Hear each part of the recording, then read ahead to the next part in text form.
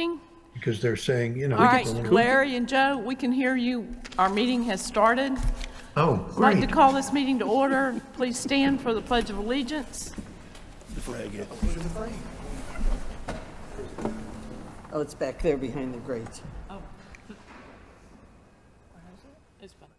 I pledge allegiance To the flag of the United States of America and to the republic for which it stands, one nation, under God, indivisible, with liberty and justice for all. This meeting was advertised in compliance with the South Carolina Freedom of Information Act, with the notices going out. I'd like to hear a motion for approval of the agenda for the caucus. I'll make the motion. I'll second that. Okay, we have a motion and a second. Any discussion? Without objection, the agenda is approved. At this time, I don't think we have any council member discussion. We will have some reports from the committees at our regular meeting at 6 o'clock. We will now go, I need a motion to go into executive session. I'll read through what those things are before we hear the motion. Under South Carolina Code, Section 30-4-70A2, receipt of legal advice where the legal advice relates to pending litigation. That's Cheryl N. Mundy and Margaret Devine versus Beaufort County Detention Center. The second item is under South Carolina Code, Section 30-4-70A2, receipt of legal advice where the legal advice relates to pending litigation, Chloe Gotch and Patricia Gosh versus South Carolina DOT and Beaufort County.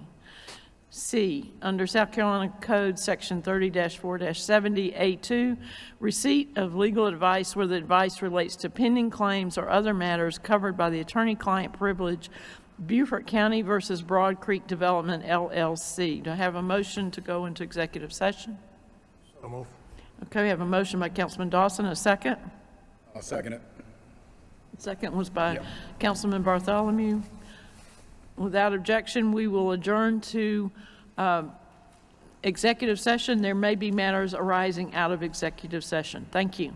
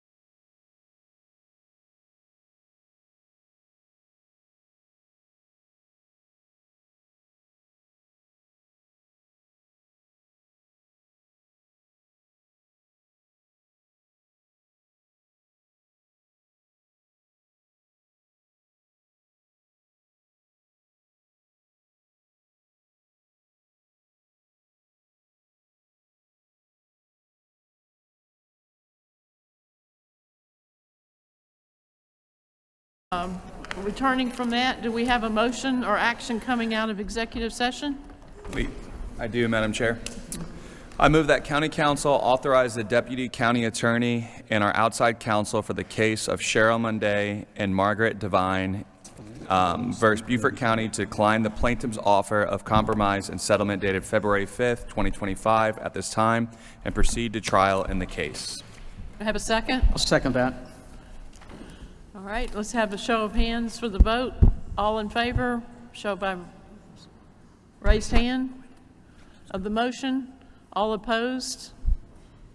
Okay, did you get that, Ms. Sarah? I did, yes, ma'am. Okay, the motion passes with one vote against. Thank you. Is there any other business for the caucus at this time? If not, we will adjourn until 6 o'clock. We are adjourned. 10 whole minutes, yeah? Yeah.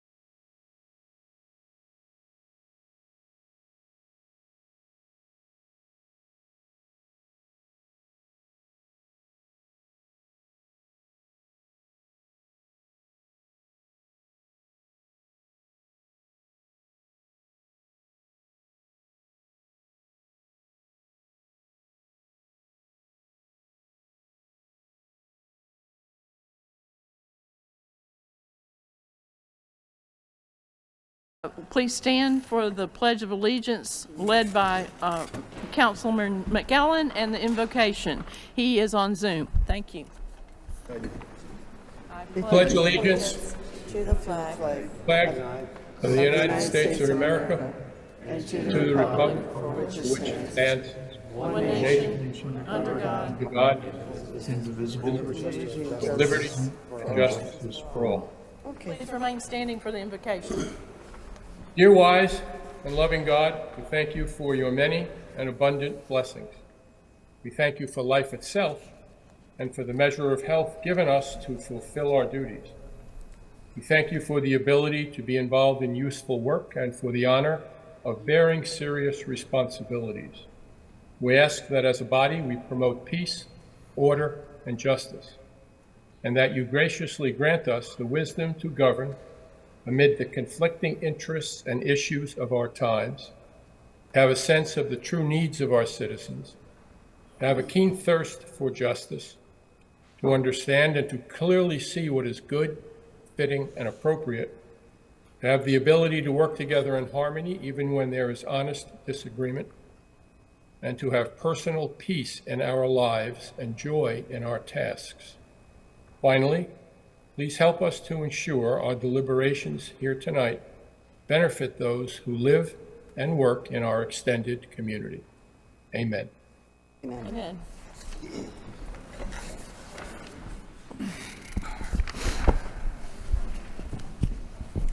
This meeting. Thank you. Thank you. This meeting was advertised in compliance with the South Carolina Freedom of Information Act and posted. Pull your mic closer.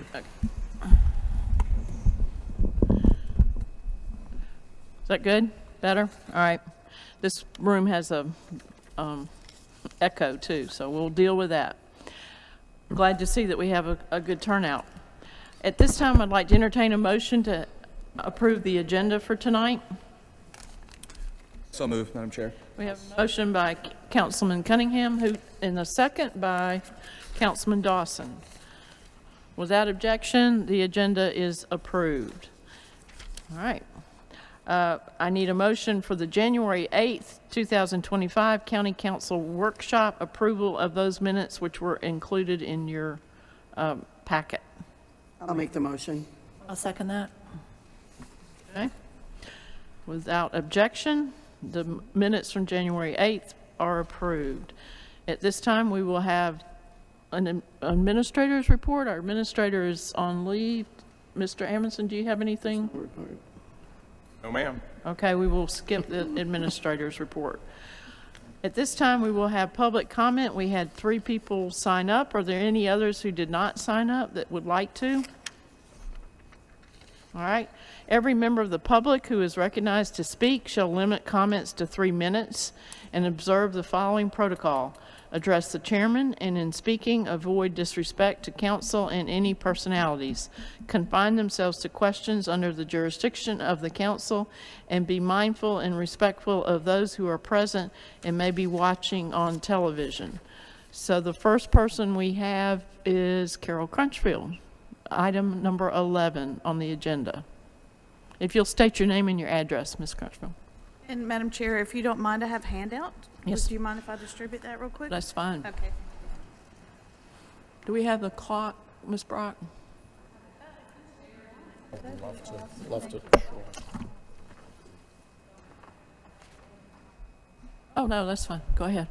My name is Carol Crutchfield. I live at 4 King George Road, and I'm here to talk about number 11 on your agenda. So in your packet on this item, you have some maps, and maps tell stories.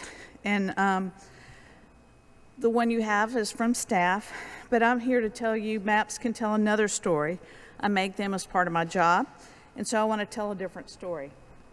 Page 1 shows the Verdierview neighborhood. The red dot is where I live. The blue dot is the property in question for the rezone. The smaller property is also owned by the same person, and they are accessing that big piece of property through a neighborhood that is now has cows on it. Map 2 Same dots, same location, but I'm showing you the National Wetlands Inventory map. And you can see the green, those are wetlands, designated wetlands. That doesn't mean there's not others, because there certainly are. And you can see how close that is to the wetlands. Map 3, same map, bigger view.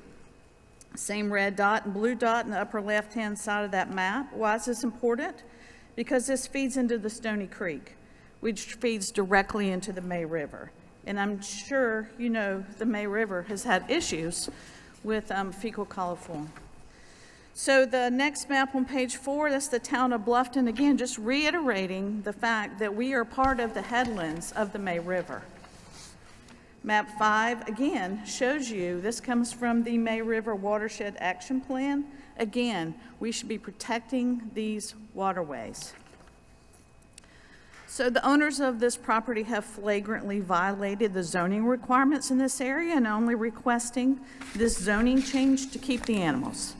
As Rob Merchant said at the Natural Resources Committee, and I quote, "The application was made to rectify a zoning violation for T3 Edge, which does not allow for animal production.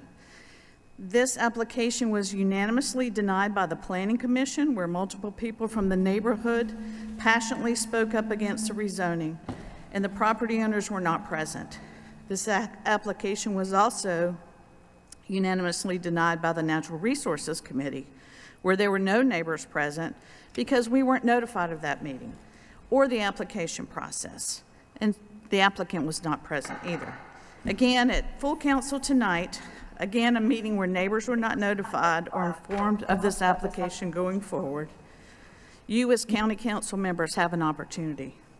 1, to protect the integrity of an existing neighborhood and the headwaters of the May River by denying this application for rezoning. Or you have the opportunity tonight to be on record as voting to not enforcing the zoning laws and to not protect the waterways of this county and to ignore 2 of your own committees' recommendations to deny this zoning change. Just know you're on the record. Thank you, Ms. Crutchfield. Thank you. Next, we have Mr. William Smith. Subject matter is community.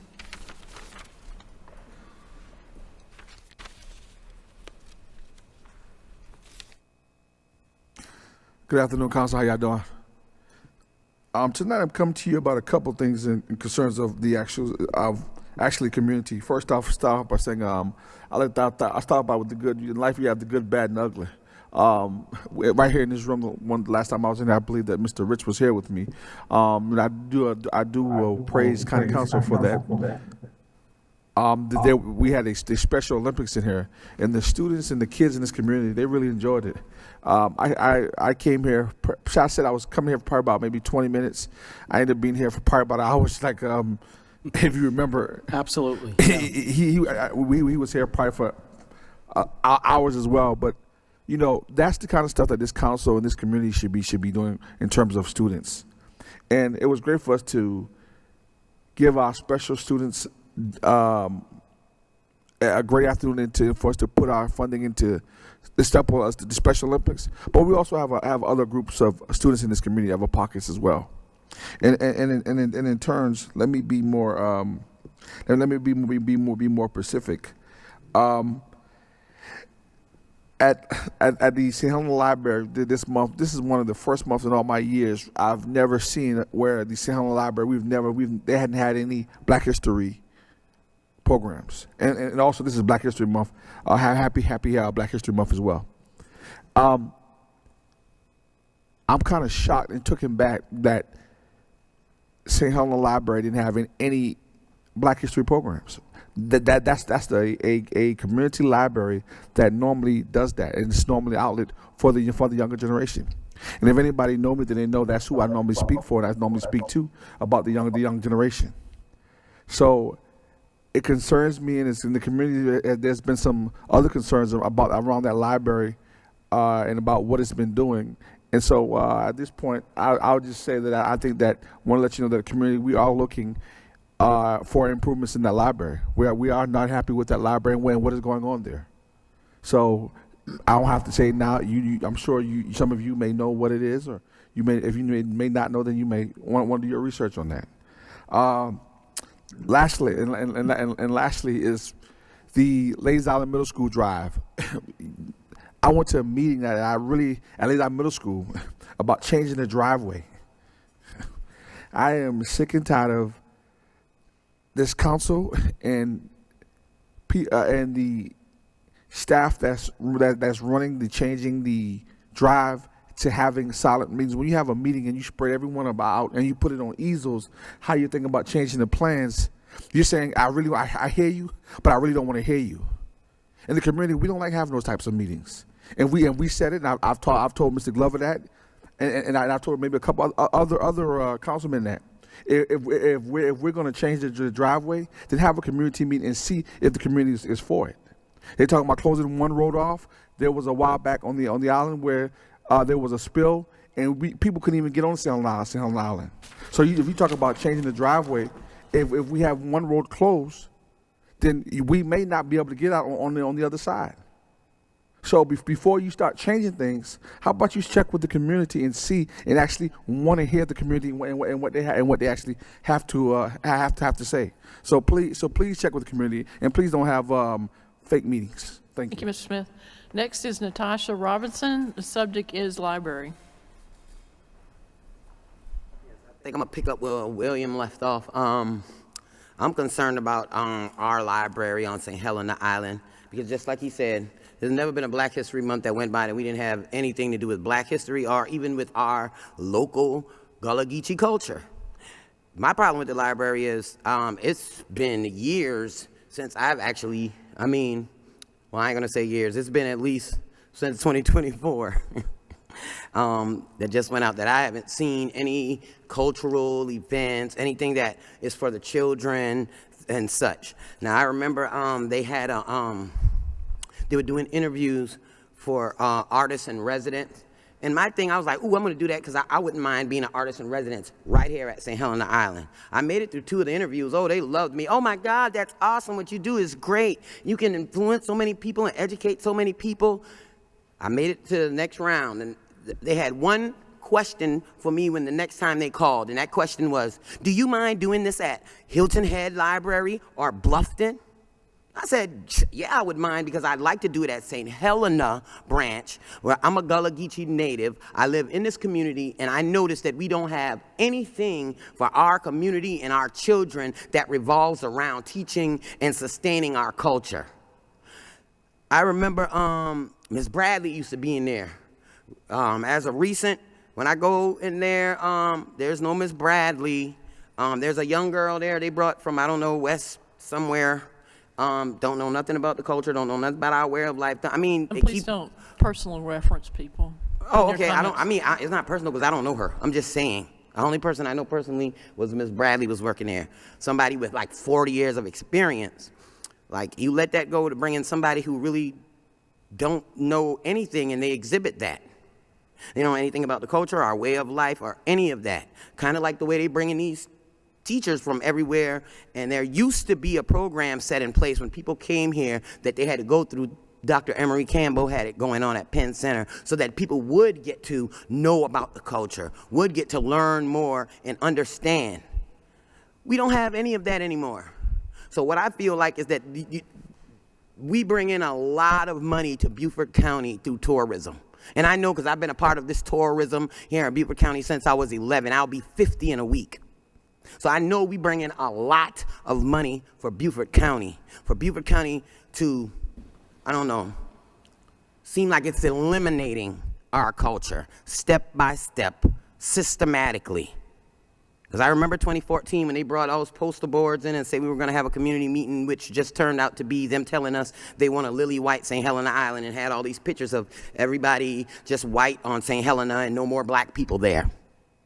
Okay? So my thing is, something needs to be implemented for programs, events, activities for the people who actually live in this community, and for them to learn more about their culture, because most of the people, even though they're Gullah Geechee, especially the young, when I talk to them, they're always shocked. Oh, I didn't know that. But why we can't do that as a whole at a place like the library that's supposed to be a public platform for things like that? Thank you, ma'am. Yes, ma'am. Did anyone come in late that wanted to make public comments? No? Okay. This time we'll go on with the agenda. We have the Natural Resource Committee, a report from that committee. Chairman Glover.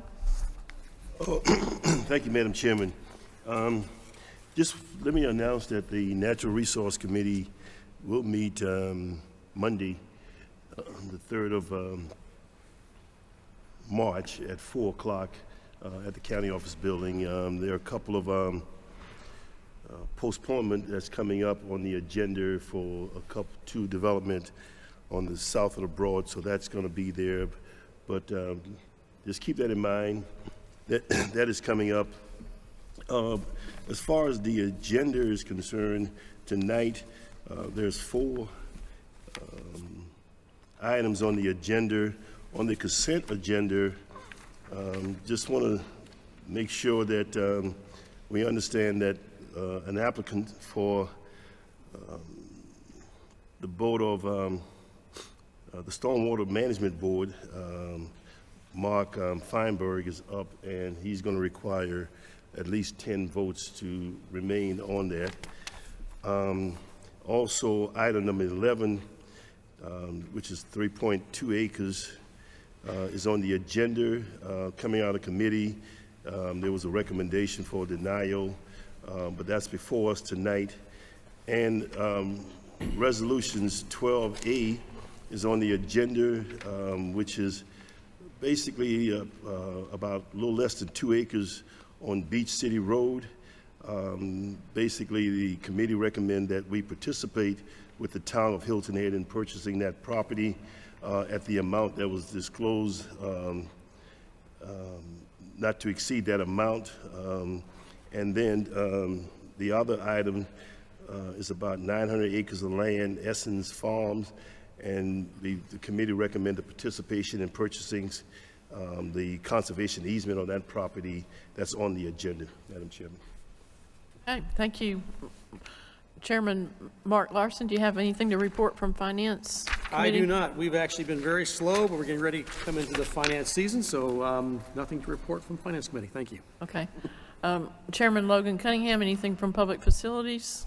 I would just say if anybody has time to check up on the last meeting that we had last week, there's a lot of information to have them go on about the projects going on from the 28 referendum, and a lot of it has to do with the sidewalks. There's a good portion in there. It talks about how time-consuming it can be to get right-of-ways. I'll tell you, one of the things that I learned over these 4 years of being on here is a project that seems like a simple project of a mile of sidewalks could have to deal with 50 to 60 landowners that you have to have agreement on before a shovel can go in the ground anywhere. So a lot of people ask why a lot of things aren't done. Until you have the signatures of every person on there, you are legally not allowed to put a shovel in the ground anywhere. So we are have a lot of projects that have actually finishing that up, and most of those are those sidewalks projects. The extra revenue that we had from that referendum, we also put towards those sidewalk projects. So there's 5 or 6 new items listed all throughout Beaufort County that are also going to be completed with those funds. Thank you. At this time, I'll entertain a motion to have approval of the consent agenda. I'm sorry, David. Yeah, we don't have anything to report out of the Community Service Committee. I just want to have a reminder of everybody. We're having our first meeting of the year, March 3rd at 2 p.m., and I believe that's at the regular council chamber. All right, thanks. I'm sorry. No, you're okay. Didn't mean Thanks. to skip over you. It's okay. Anyone else have anything to report? I have liaison for Keep Beaufort County Beautiful, Madam Chair. April 25th is Earth Day, and I'm also reminding everybody, March 1st is a deadline to fill out the survey if you haven't received it. You should have received it by now, regarding plastic bags, styrofoam, and plastic straws. And I would like to add, we need more businesses to comment and participate in that survey, and they extended it to April 1st. Oh, okay, thank you. Just hot off the press, they extended it to thank April you. 1st. All right. We need more businesses to reply, but we've had a great turnout of individuals filling it out. Just anything else? Madam Chairman, I'll come back to you. Okay, yes, sir. just want to, I had an opportunity to visit your town retreat, Port Royal Town Council retreat on Friday, and very good retreat, a lot of information. One of the comments that was made by the chief, the fire chief, was that there's a need for EMS at the fire station in the city of Beaufort and Port Royal, and they have it at all the fire stations, but not at the city of Beaufort and the town of Port Royal. So just want to throw that on the table at this time, madam. That's all. Thank you. Anyone else on this side of the table have anything? Okay. All right, going down the line, Vice Chair Tavernick. So I was invited to the MUSC Health Bluffton Medical Pavilion groundbreaking ceremony. It's going to be 54,000 square foot facility right on Buckwalter and the other parkway. They're going to open it in spring of 2026, which kind of blew my mind. There will be medical specialists, expanding access for seniors and pediatric. It's going to be 60 new jobs. So when I'm invited to a groundbreaking, what do we all think? You're going to stand in the mud and shovel dirt, right? It was not that. They had a trough of dirt, and you stood on a floor and just picked up a pretend shovel. So I learned not to wear my tennis shoes to the next groundbreaking. February 13th, Alice and I went to a joint meeting in Port Royal with the mayors and town managers. It was a very productive meeting, I thought. We shared a lot of priorities and opportunities to collaborate. On Valentine's Day, several council members and our administrator and our CFO went to the Family Justice Center. That's Duffy Stone, the solicitor. We went to his office, had a tour of everything there, very interesting, and also about his three-tier system for law progression. Many of us went to the South Carolina Association of Counties last week to engage in classes, and I went to the ribbon cutting at Bluffton New Riverside Playground Saturday, and I was in awe of the playground and extremely jealous. I would like to see us do a playground like that. It's beautiful, and there must have been 700 people there if there was one, and the children were just everywhere. It was just stunning. If you ever have a chance, go down 170 to the circle down there. It's right there. It's called New Riverside. It's going to be by the barn, but it was beautiful. And I was asked to make this announcement about the Spring into Life blood drive for Beaufort County. It's Tuesday, March 18th, 10 a.m. to 2 p.m. right here.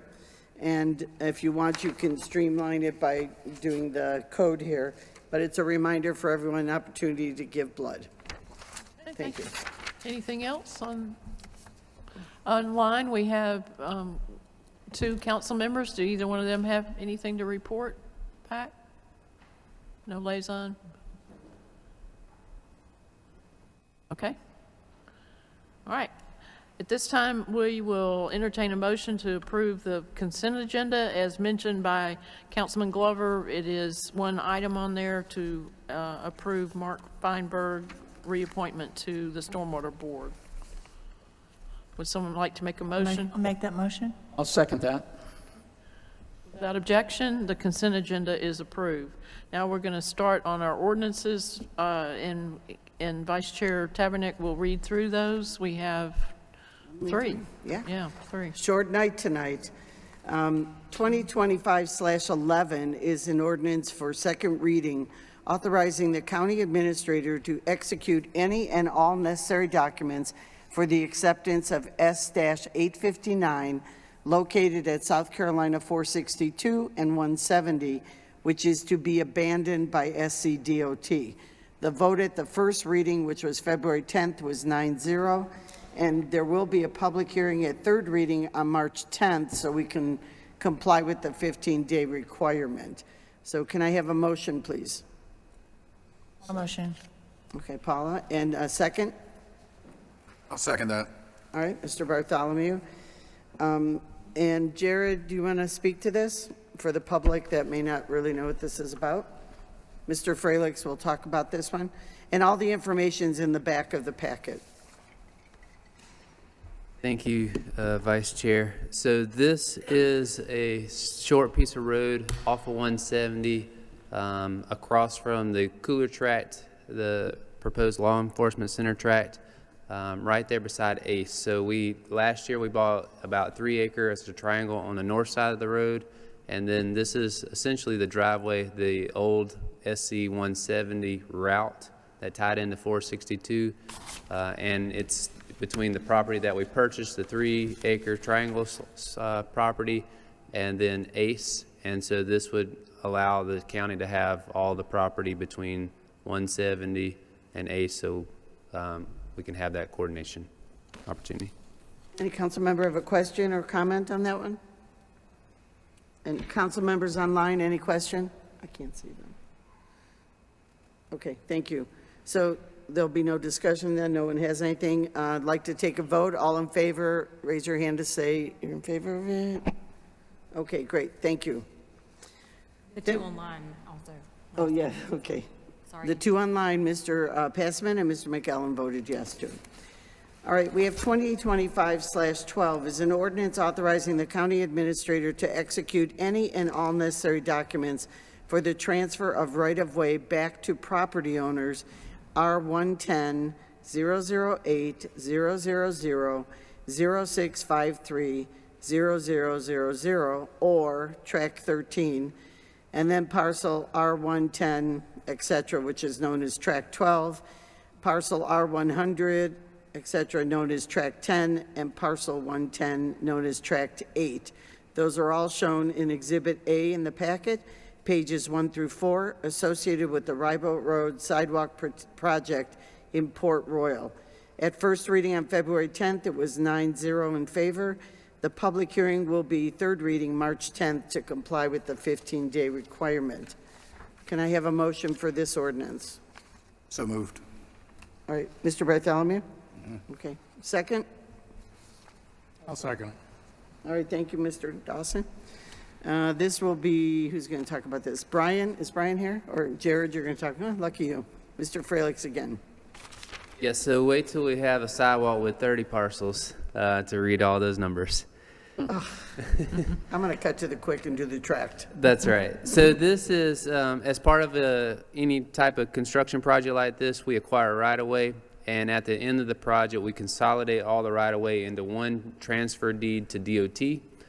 When we went through the project, we acquired this and reset the fence. There's some condos that are lying adjacent to the pathway that we constructed, and we had procured the right-of-way just beyond the fence. DOT said that they do not want the fence in the right-of-way, so we are moving the proposed right-of-way line 6 inches closer to the road. So the fence will be on private property. So we are doing that and then returning that 6 inches back to each of those tract owners. All these numbers for 6 inches. Okay. Anybody have a question on council? I would just say it reiterates exactly what I just said when we talked about the committee reports. That it goes through that many things for 6 inches, that many property For owners. 6 inches, yes. Imagine when it's a mile long. That's why right-of-way just is annoying. Okay. Any other question or discussion from council? All right. All in favor, raise your hand, please, for this motion. Okay, thank you. And we're going to have a lot for third reading on March 10th, aren't we? Because I know we put, oh, yeah, we're going to have a long meeting. Okay, so we have one more. This is a first reading. 2025/13 is an ordinance amending the zoning map for 3.28 acres located at 64 James O. Court, R600 036 000 0022 0000 from T3 Edge, which is T3E, to May River Community Preservation, MRCP. This went, as Mr. Glover said, went to Natural Resources February 3rd. The motion was to deny, and that was passed by council. So can I have a motion for this, please? Madam Chair, I have a motion to deny. I move that we... Just make the motion first. All right, he So made a moved. motion. Can I have a second? I second that. Okay, Mr. Merchant, do you want to speak to this? Briefly, okay. That comes next. Thank you. Yep. Well, good evening. So I think you're all aware, this project consists of a 3.28 acre parcel located on the eastern side of the Pritchardville community along SC 46, and it's currently zoned T3 Edge. That's a residential district primarily. It does allow agriculture, but it specifies raising of crops, not animals. And as I think it was mentioned earlier, this rezoning is being sought by the owners because a violation was issued because they're raising animals for farming. That use is not permitted in T3 Edge. So when the violation was issued, they decided to try to correct the situation by changing the zoning to May River CP, which is located adjoining the property, as you could see from the map that was supplied. And so the applicant submitted that, and as was brought up, this was brought before the Planning Commission. They unanimously voted to recommend denial of the application, and also Natural Resources Committee. I did want to mention two things. You know, I know that there are a lot of concerns about the impact on the neighborhood, and so when staff provided our recommendation, we said that if this were to move forward, we would recommend requiring some kind of buffer or additional standards to mitigate the impact of the animals on the property. I think it's also important to mention, and I do understand that there are concerns about the May River, but that entire area between Pritchardville and the town of Bluffton is zoned May River CP, and it does allow the raising of animals. So, that's just important information to have. The other thing I wanted to mention is that the applicant or the owners are here. So if you have any questions for them, I just wanted to let you know that they were here. So, thank you. Any questions or comments from council members? Mr. Lawson? And this is in my district, and actually it's kind of sad whenever something comes before us and we can't downzone it, which is what this is asking us to do, is to downzone it. That folks that want to have a rural property and raise their kids and do the wholesome thing and have that happen, that we cannot allow that to go forward. So this being so close to the Verdier View neighborhood, it's on three sides. It is T3 Edge. I mean, I'd love to find a way to help the Alvarados, but again, it could have an impact on the residential areas that are right there. So again, as much as I'd like to support this, again, it's in my district actually, I don't see how we that would possibly have a negative effect on everyone else that is around that area by having the raising of farm animals. So again, that's how I stand. It breaks my heart to say that. I grew up a farm boy, grew up with cows and chickens and even pigs, and a great way of life for families. But again, just where this is located, I have a very, very difficult time supporting changing the zoning, and as Mr. Cunningham had mentioned, I don't see how I could support it, even though I really, really want to. Thank you. Anybody else comment or question? Yes, Yeah, Madam Mr. Chairman? Glover. Yes, I agree with Mark that one of the things about the state of South Carolina, it is the right to farm, and but at the same time, there's also standards in farming, and you can only have so many animals per square foot or per acre, et cetera, et cetera. And apparently and I've not been there, but just the mere fact of having animals on the property is not a problem in the state of South Carolina. The problem may be the amount of animals that's there. And so I'm going to support the motion to deny, but I think the property owners do have that right, and they just need to get with, I'm just going to say Clemson, to see what they can do with that property as far as the amount of animals on that property. Any other comment from somebody? I'm going to ask Mr. Cunningham, who made the motion. I Mr. have a McGowan has a comment. comment. Who does, Mr. McKellen? Okay, ma'am. Mr. Yeah. McKellen. Could we just, I'm just seeking some clarification on the authorities that the petitioner has appeared before and what their decisions were. Could you identify the people that made those decisions? Not the people, but the title of the authority. Does anyone know the answer to that? The authority who, Yeah. They've Larry obviously Astor. they've appealed before someone and was Yeah. denied. Who was that, Rob? Oh, it went to planning, it went to you. oh, yeah. So it went to the Planning Commission, and they recommended denial, and then it went to the Natural Resources Committee, which also recommended denial. Okay, thank you very much. Okay. And there was a citation written as what started this whole Yes. thing, Rob? Yeah, and I believe there was a complaint, and then our code enforcement officer went out and issued a citation. Okay, thank you. Okay. Okay, Mr. Cunningham made the motion, so he'll give the substantive reasons why he thinks we should deny. Thank you, Madam Vice Chair. I'd just like to reiterate what Mark and Mr. Glover said as well. It's always our goal to stop upzoning or downzone whenever possible, to preserve any land we can, but it's got to be strategically in the right place. With that said, I move that we deny the request for rezoning for the following reasons.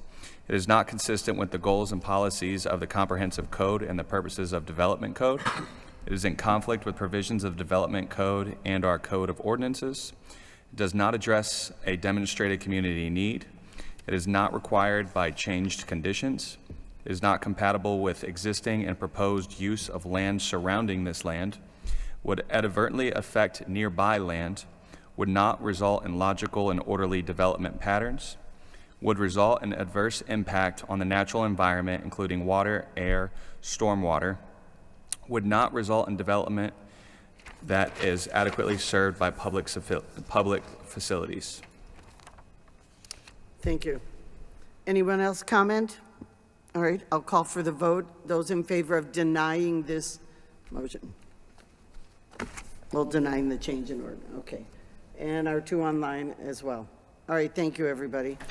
Ms. Howard? Yes. Next, we have, at number 12, we have a resolution. I'll read it, and Mr. Mike McShane, that's chairman of the Green Space Committee, will come forward to address any questions and to talk about it. This is a resolution authorizing the county administrator to execute the documents necessary and to provide funds to contribute to their procurement, the town of Hilton Head, for fee simple real property located on Hilton Head Island, known as the Beach City Road Track. The number is R510-005-000-020-000, and it's zero, not to exceed the requested amount. Okay. Chairman McShane, would you like to come forward? Do you want to make that motion? Yes. So moved. Do we have a second?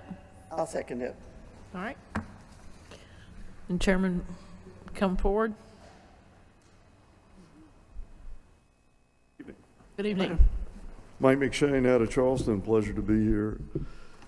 Yes, the Green Space Committee worked through the process, so it's gone to Natural Resources Committee. Thank you, Chairman Glover, for your support there to bring it forward to council requesting. This is a $250,000 grant request to the town of Hilton Head on that.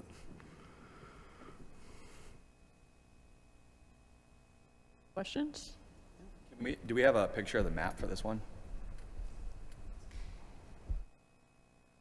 Thank you. Mr. McShane, for the public, our contribution is $250 from Green Space. What is the full cost? That's what I needed to clarify. It's much greater than that, Yep, Mark. it's in the packet. Right. The total project was around 1.1 million, so the town of Hilton Head is doing the majority of that. I just wanted the public to know that. Yes. Yeah, Thank you. And I think you've seen that consistently now, the town of Hilton Head has been very collaborative, that would be great. working forward. Yes. Anybody online have any questions? Councilman McGillen is on the committee. No questions? Okay. I don't have a question, just a comment. This is in a very delicate area, and it's bounded by other properties that are being used for the public good. And it would have been a shame for us to miss this opportunity and to allow some development there, because it's in a very delicate area. So I endorse this move. I think it's a very smart move going forward. And I'm very happy to see the collaborative nature of the work between the town and Hilton Head and the county to ensure that this property is safe for posterity. Any questions from council members? Yeah, I would just had to follow up now that the map's up there. I just want to make sure we could pull the map up, because when we first started this process, I think the last time we met, there was 3 or 4 properties on Hilton Head that came across us for consideration. So I just wanted to let the public know which one this is so they can see the map on that. I do echo as well what Mr. McKellen just said. I'm happy to see that we're able to do it together. And if the other map that we have shows the other green space map, I mean, the other preserved areas near this proposed one. Any questions?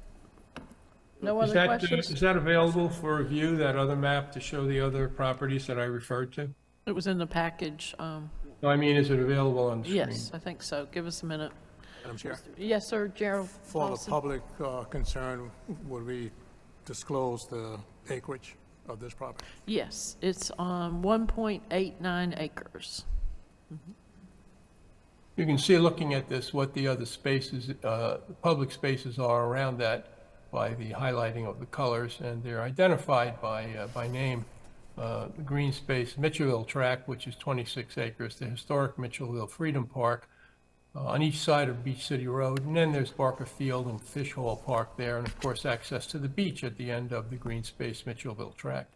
So it's a area that is really, in the past few months, we've managed to preserve a great deal of property there, and this is just an addition to the efforts that we've already undertaken in that regard. If there are no further questions, I'll call the question. All in favor by show of hands for this resolution? And it is unanimous. Thank you. And we've got another one to do. Another good one, Chairman. This is recommend a resolution authorizing the county administrator to execute the documents necessary and to provide funds to contribute to their procurement, the Open Land Trust, for a farmland preservation conservation easement on property located in Beaufort County known as Essex Farms, PIN number R700-029-000-0054-0000, not to exceed the requested amount of $560,000. Yes. Madam Chairman, this is actually the first farmland preservation conservation easement that come forward to green space.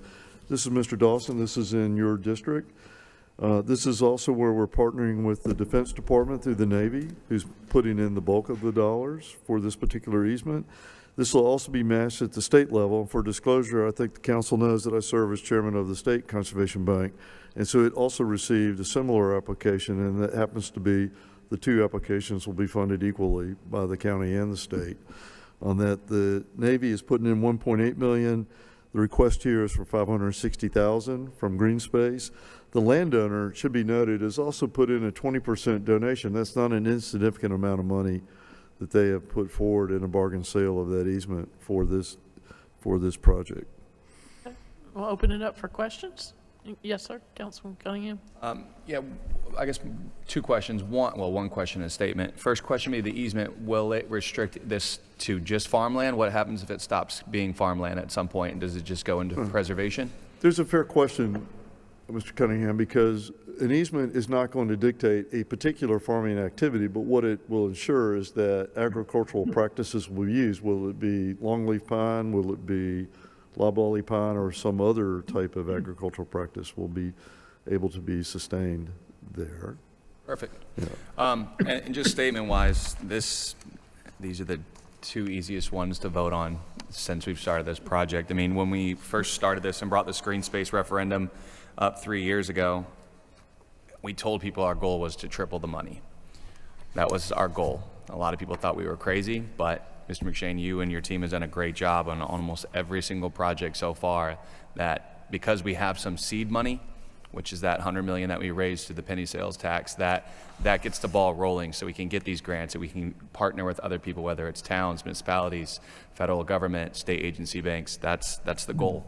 That's the only way to be able to do it. I can tell you there's none of these 11 people up here that would have been able to figure that out. So bravo to you and your team for being able to make that tall task happen. Well, you're very kind, sir, and thank you. And I'll pass that on to, it is a committee that's worked diligently of volunteers working with your staff. When I was actually interviewed, the vice chairman challenged me on how would we take $100 million. And you may recall that I stated that success on that really is going to be based on that $100 million the county invests in results in about $400 million worth of conservation.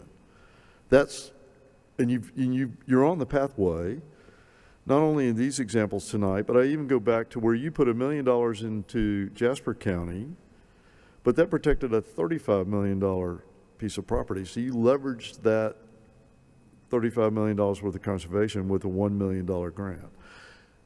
We will be bringing more of those like grants forward because I think that's what your voters, your taxpayers have expected, to see that we do leverage that. So leveraging includes bargain sale. So in the case tonight, 20% of the value of that easement has been donated by the landowner. I think they should be commended with the fact that they participated at that kind of rate and to do so. And we'll balance also the fee simple versus the private land protected under easement. Because I think there is a balance in how you do that. You cannot own it all.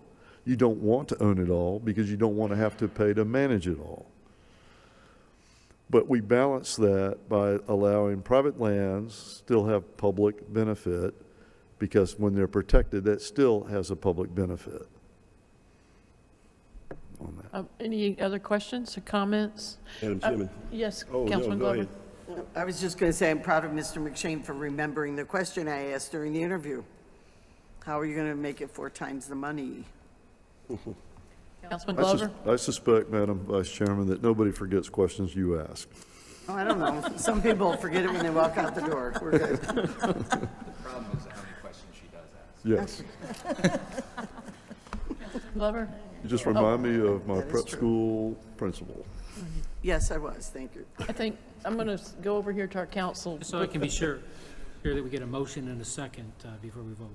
That's make my the only, Okay, go I ahead. do want to second this motion, but I would love for Mr. Dawson to Make the motion. make the motion, and I'll second it. Okay, and I'd like to comment, I don't want to put the people from the air station on the spot, but I know these challenge grants are national, and do you know how many were awarded in the year that you got that? I mean, they're few and far between. Okay, That's right. but you have to have a willing landowner. All of those Well, boxes have to be checked. I would underscore success in conservation is having a willing landowner who voluntarily wants to negotiate to provide conservation through compensation, not regulation. And I'm not being smart about it. I really think that's what we do really well in South Carolina, is we find willing landowners to voluntarily negotiate for conservation that has compensation. That compensation could be money, could be tax deductions, could be tax credits.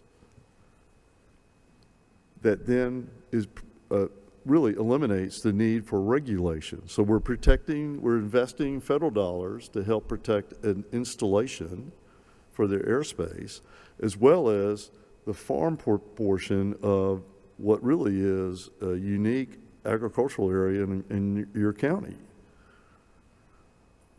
To do that, to manage that, it's as you can see in the map that was up earlier, but you can see there's really an ecosystem of conservation through that area. Surrounded. Which gives landowners, myself being one, included the ability to have confidence that we can continue to manage that. We can continue to invest capital into the property for timber revenue management, prescribed fire, all those sort of tools that didn't really do produce other economic benefits. So this is your county, frankly, as I've said before, I'll say it again, really has taken a lead throughout the state to demonstrate how you can, that your taxpayers willingly said, we'll tax ourselves for 2 years to generate $100 million, and that we have an obligation to come back to maximize that investment with other funds, and we will continue to do so. Did it take a little bit of time for some of the municipalities who still may think that they should get what, but we'll continue to work through our system. Our system proves that we're bringing you defensible projects every single time. And as long as I serve on that, I will assure that is what we're going to do. Good job. All right, we had a motion and a second. Is there any other questions or discussion? Yeah, just in discussion, I do want to commend the Green Space and comment on what Mr. Cunningham said about the effort that you're doing, moving it forward. But I also want to give kudos to the Open Land Trust program because they basically gave the perfect model for you to go spend some money. The organizations like, we could not do this without the private nonprofit entities like Open Land Trust, Open Space Institute, Nature Conservancy, Ducks Unlimited, we can name them. Because you just don't have the horsepower internally to do that. They can build a relationship with the landowner to negotiate that aspect, to bring that. We seed some investment that then brings in and makes us very competitive. The state of South Carolina took 21% of the federal budget on coastal wetland grants. We were competing with California, Oregon, Washington, and the entire Atlantic seaboard in the Gulf of America, I guess is the proper term today, all those states to compete. We took 21% of that because the state and the counties have these unique funding mechanisms where they don't. And I don't want to tell them that because then, that's the magic that we produce. Yeah. Thank you. All right, by show of hands, all in favor of the resolution? Oh, well, we did. Gerald. Yeah, Gerald made a second. Yeah. We had one. It's motioned and seconded. Gerald made the motion and Councilman Glover. Okay. By show of hands, all in favor of the resolution? And again, thank you, Chairman McShane, for doing all this hard work. Thank you. All right. Thanks for coming. Thank you for coming, too. Resolution, the last one, C. Recommend approval of a joint resolution of Beaufort County and the town of Hilton Head Island to redefine the US 278 Corridor Project, also known as the William Hilton Parkway Gateway Corridor Project, to align with the available funding. And we'll have Mr. Felix come forward for this. Make a motion. We need a motion? Well, he Make can. the motion. I'll make that motion, Madam. Who made the motion? You or Logan made the motion? You make it, I'll second it. All right, motion was made by Councilman Cunningham and seconded by Vice Chairman Tabernet. Now we can have Mr. Fralix come forward. And we do have a Hilton Head council member here, Councilwoman Bryson. Thank you for coming over tonight. Coming down here, yes. Okay, Yes. it's all yours. Absolutely, thank you. And I have Hank here with me. We worked on this together this week. Mr. Moore being out, we worked together with town staff to facilitate and put forth what we have here. So where we left off was we had our joint council meeting on the 12th. I guess that's a week and a half ago. And at that, we sat around a table with all county council and town council, and we talked about the project, the proposed plan, the available funding, and then what we had proposed, our task as county staff was to put forward a resolution, a joint resolution as a placeholder, a starting point. So that was discussed at that meeting. Each of you council members and town council members gave their opinions. We as staff, both county and town, were taking notes feverishly. And really, our assignment out of that workshop was to take the notes heard as discussed by council members and to provide update and edits to the joint resolution, and then coordinate, and that would come back first to county council and then following to town council. I believe March 4th is their scheduled date. So that is what we have done, and what you have in your agenda packet is the amended resolution. And Hank, if you want to come up with me, but we'll take questions. But essentially what we did is the biggest thing that we heard was, and one of the comments was, move it from shall. The remaining funds may go to areas within Moss Creek to Spanish Wells, and we made that will. That was the biggest single-handedly change that we started with. And then also tried to identify some of the priorities of what those projects would be if we do have leftover funds. So that's kind of what we sent over. Town sent back some comments, and they had some comments that made sense, and we understand their positioning. But it isn't necessarily, the county and town both are partners in the project, but they have different perspectives into the project. And so we provided back our responses, and I don't know if you want me to go through them or if you want to ask any questions. First of all, I'd like to thank you and everyone who worked so hard Friday to get this out, including Town of Hilton Head. I know y'all were waiting on their comments, and you got it done. So with the council, I hope everyone on council has read this new revised version, and we can open it up for questions unless you want to go through some of the major changes. There weren't tremendous changes. A lot of it was cleanup, specifying what specific funds are used for specific purposes, and setting up some timelines and clarification of responsibility. Okay, let's open it up first to those online by Zoom, if they have any questions of you. No Councilman- questions from me. We should vote on it as soon as possible. Councilman McKellen? I have no questions on this. This is almost the end of almost a decades-long conversation. We're finally getting to the place where the momentum has carried us. It's all very positive, and I'm looking forward to moving this along as quickly as we can. Okay, I'm going to start at that end with Councilman Sure. Tom. Jared, Hank, thank you very much. Ms. Bryson, thank you as well for your efforts. And just a couple of very basic questions. One, you received over the last couple of days input from the town on what we're going to jointly vote on tonight. Ms. Brock, if you can bring up page 46 of the package, it's the funding elements. I just have one question for clarity. PSD relocation funds. I see that's at 6.5 million now. That started off about 20 million. Well, it's actually not at 6.5 million. It's if you look at the way it's written, it's the calculated funding from, I believe it's Section 36 of the State Act 36, which is currently based upon a $200 million construction. That's $9 million. Okay. Plus the $6.5 million of local. If the project should be bid at construction higher than that, that $9 million would be higher. So there's technically in this agreement $15.5 million based on an estimated $200 million construction budget.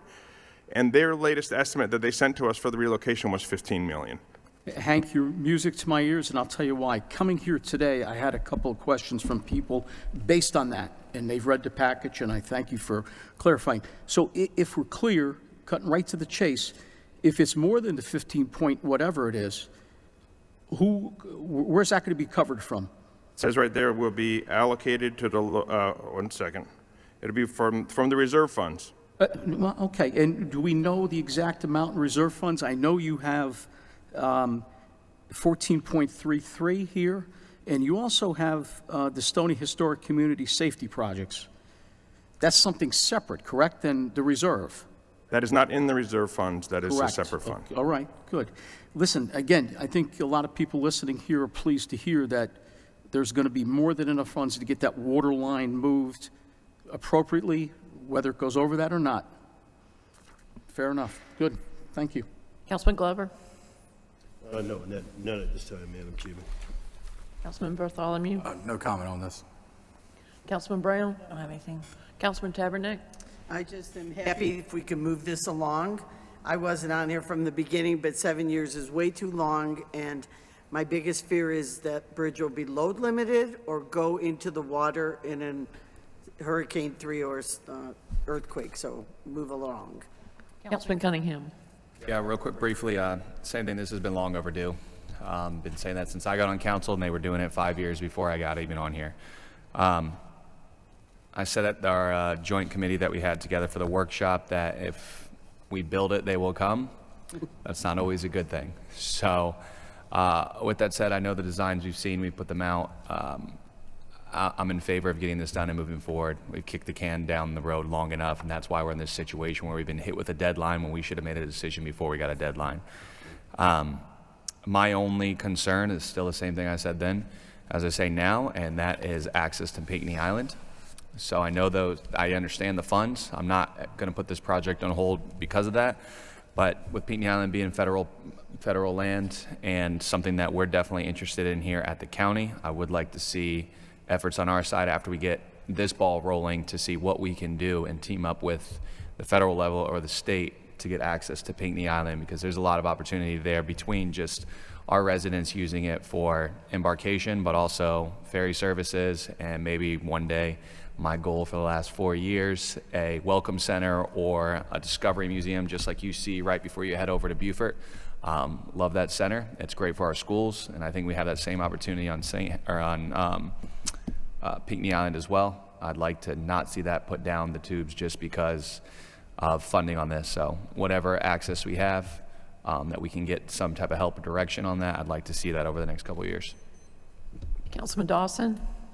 Madam Chair, I would dare say that many people in the public don't have a clue what we're talking about. So I think it would have been beneficial if we had Jared and Hank to actually give the high points of this project. We can do that. So that We'll do that. we make the public aware of what we're getting ready to vote on. Yes, sir, we'll do that. All right, Councilman, we'll do it But tonight. I do support it.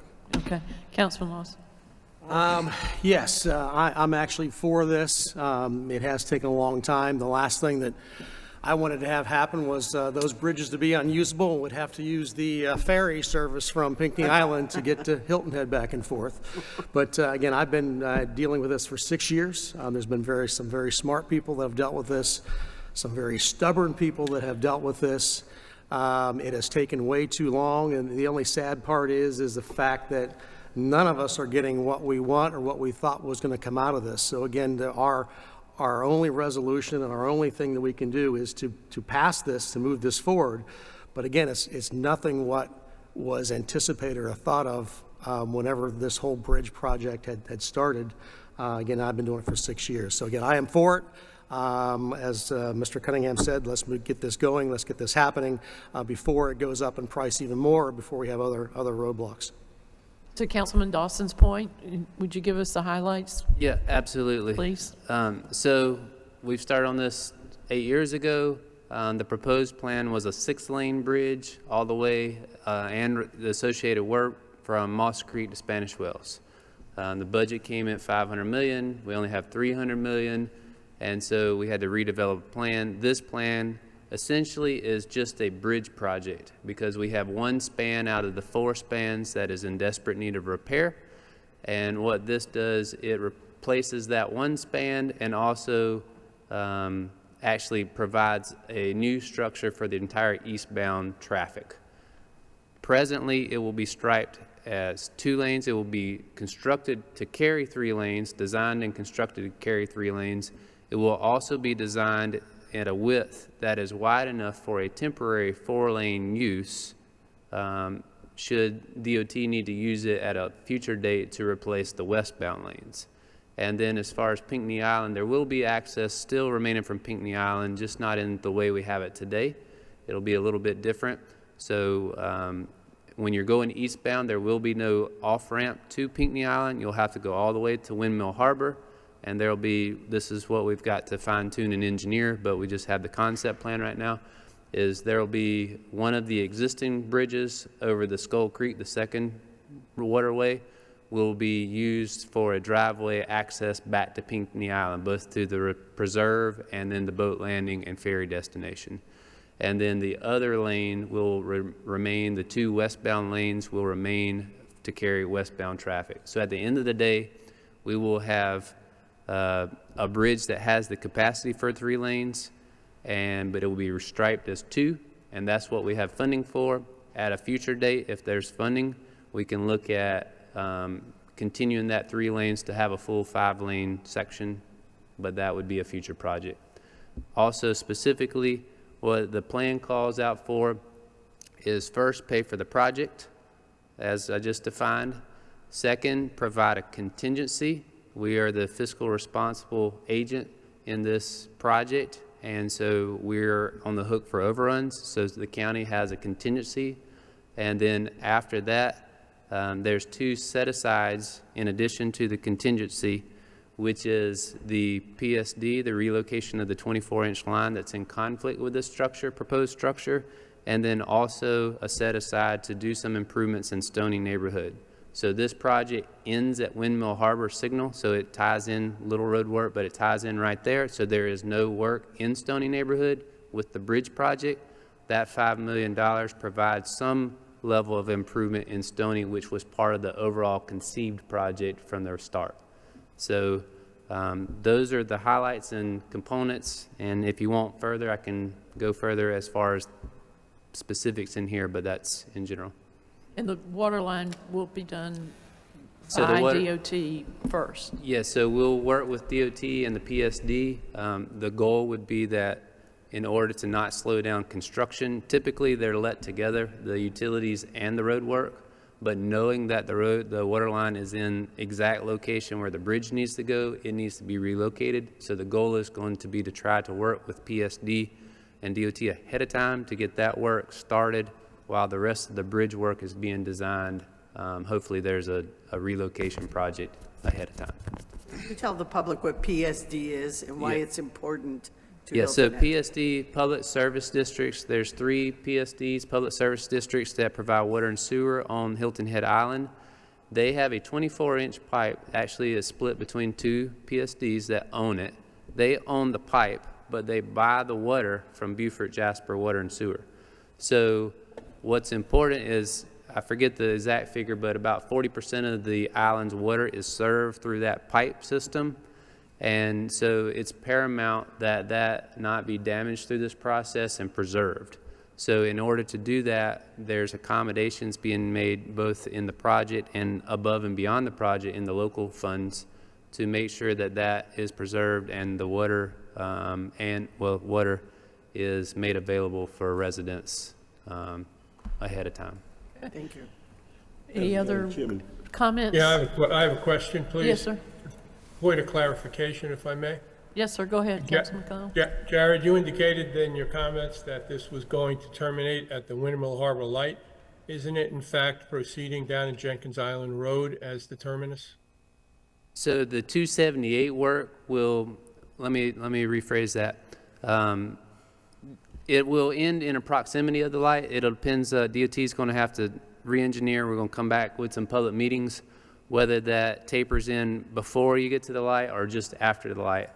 At Jenkins Island, what's proposed in the exhibits is that the frontage road that will tie back to Hog Island and Mariners Cove and Blue Heron Point would also tie forward to Jenkins Island. So all of that traffic on the, I guess, northern side of the road would be consolidated into the C. Hendricks Place Drive that is Windmill Harbor Signal. So Yeah, that's because Jenkins Island Road will be closed and there'll be no entrance or exit from 278, is that correct? that is the plan as proposed, yes, sir. Thank you. Okay, Councilman Glover? Yes,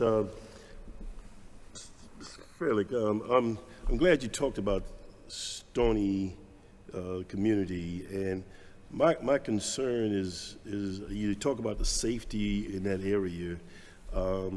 Does providing infrastructure, roads, et cetera, is included in safety? Yeah, so these $5 million is road type improvements, sidewalks, any type of vehicular or pedestrian type improvements that are going to improve the safety in that section of what was the overall corridor.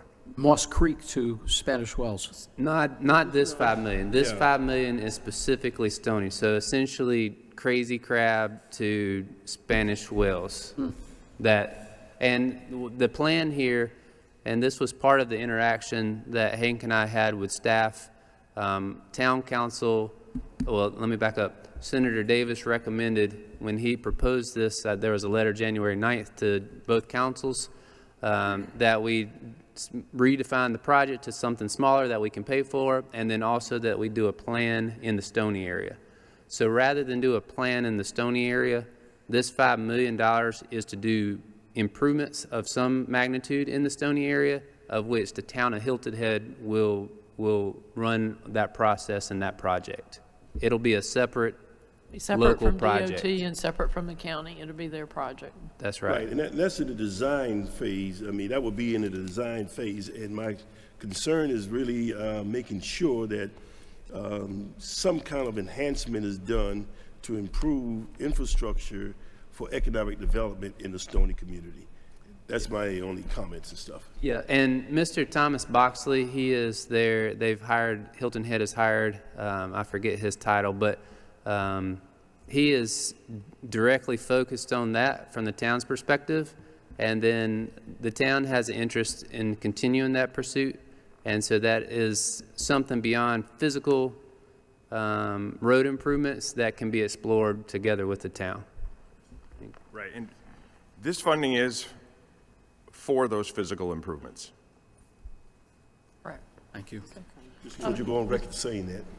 Council. Yeah, just a couple more things to tie it up.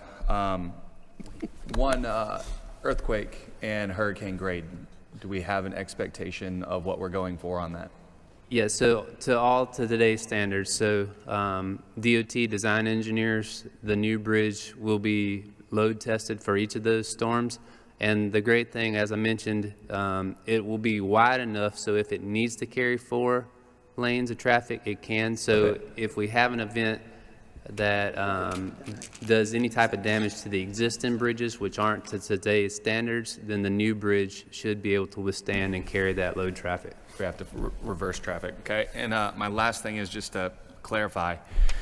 The one thing we've been adamant about in county as we've been working back and forth with the town of Hilton Head is when push comes to shove, it is a county project. It's the county and DOT getting this done. With that said, the Stony project is being done by Hilton Head. So I don't know, I'm not quite sure how much influence we have over that. In my mindset, if the bridge project is our project to get done and get finished, however the town of Hilton Head uses those funds to better Stony Creek, that's up to them to do. So I just want to make sure if I understand those funds are going to go to the town of Hilton Head to implement them towards that. We should not have any jurisdiction over that. I do not believe that's our right as council to have any jurisdiction or even input. At that point, we're turning that over to them. That's the intent. So Okay. essentially, we're going to focus this and do the bridge project along with DOT and the utility project attached to the bridge project. Right. And then the $5 million we would turn to the town for them to administer a local Stony 278 project. All right, we had a motion and we had a second. Last chance. Oh, yes, sir. I just want to make sure it's abundantly clear that the referendum money, the $80 million, is only used to Squire Pope. The improvements to the Spanish Moss part are coming out of impact fees, so nobody can challenge that we were using referendum money. You see what is spelled out, why it says that referendum money will be spent in the specific span. Anything outside that span is from impact, and that was from Brian's advice to head off any potential challenges or questions that could come. Okay, I think that's clear. I'm glad you repeated that. And also, it was very helpful to related project scope that we had a full description in the resolution of each of those. I think that was something added Friday to it. All right, so we've had a motion and a second. By show of hands, all in favor of the joint resolution? All right, this is great. All right. All right, is there any other further, thank you very much for the presentation. Thank you, guys. If there's no further business? Remind them chat with councils. Oh, yes, tomorrow night, here, chat with council, starting at 6 o'clock. It's just council members. There's no staff that will be there. It won't be broadcast, but anyone's welcome to come. I think we've allocated time till 8 o'clock, so we have 6 to 8 o'clock. Are there any other reminders? I think we spoke of a lot of them early on, but we'll see the public here, and it's anything goes. Anything you want to ask or talk about?